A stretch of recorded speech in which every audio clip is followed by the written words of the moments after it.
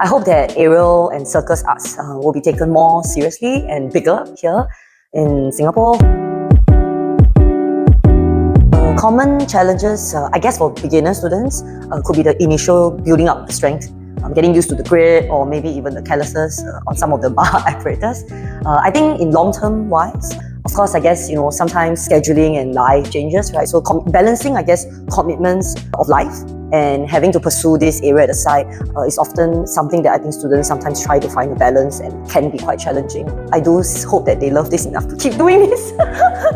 I've been teaching not just in Singapore but also in other places such as Taiwan, Poland, and the US. Are there any differences in teaching there overseas compared to teaching here in Singapore?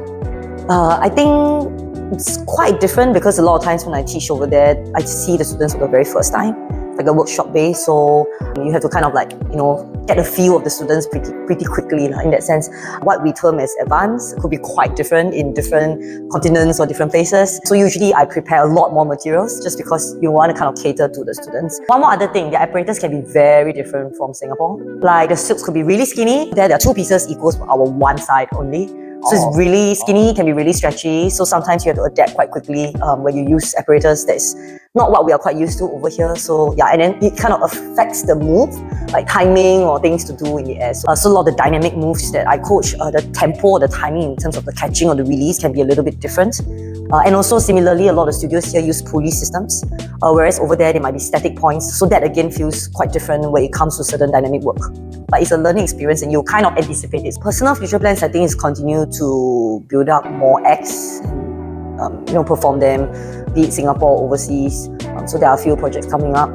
Pretty much, I think it's always about being a better aerialist than the day before. At least trying to be.